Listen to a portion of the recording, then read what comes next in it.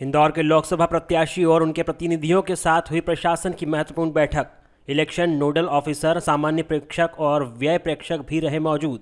चुनाव चिन्ह अलॉट होने के बाद सभी को देना होती है अहम जानकारियां। कलेक्टर आशीष सिंह ने बताया, जानकारी देने के लिए बुलाई गई थी बैठक। साथ ही प्रत्याशी को बताया क्या करना और क्या नहीं करना है। इंदौर में 2 मई को राज्य के मुख्य निर्वाचन अधिकारी अनुपम राजन भी बैठक लेंगे। इंदौर उज्जैन डिवीजन की बैठक होगी।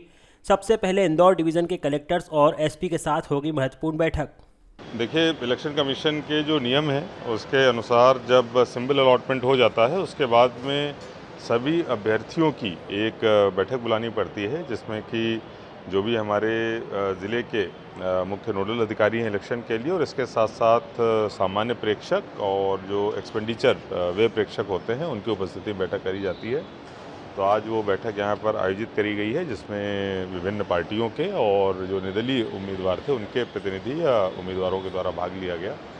उसमें जो नियम कानून हैं उनके बारे में उनको जानकारी दी गई, क्या चीज़ें अलाउड हैं, क्या चीज़ें नहीं अलाउड हैं, किस तरीके से परमिशंस लेनी है, किस तरीके से किन किन चीज़ों का ध्यान रखना है, उसके संबंध में हमारी द्वारा एक प्रेजेंटेशन भी दी गई है। और कुछ जो उनके सवाल थे, कुछ उनकी क्वेरीज थी, उनका भी निराकरण किया गया है। पूरी तरीके से पारदर्शी चुनाव हो, निष्पक्ष चुनाव हो, शांतिपूर्ण चुनाव हो, इसके लिए जिला प्रशासन पूरी तरीके से कटिबद्ध है।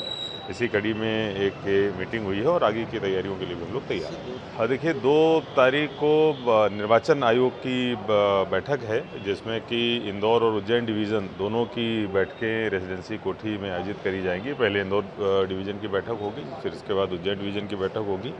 इसमें तैयारियों के संबंध में सभी कलेक्टर्स को और सभी एसपीज़ को बुलाया गया है। हमारे द्वारा भी जो अभी तक की चुनाव की तैयारियां हैं उनसे संबंधित एक प्रेजेंटेशन दी जाएगी और उसके बाद जो आयोग के निर्देश प्राप्त होंगे उस पर कार्रवाई करी जाएगी। श्री अनुपम राजन सर, जो सीईओ हैं भोपाल में, उनके द्वारा बैठक दी जाएगी।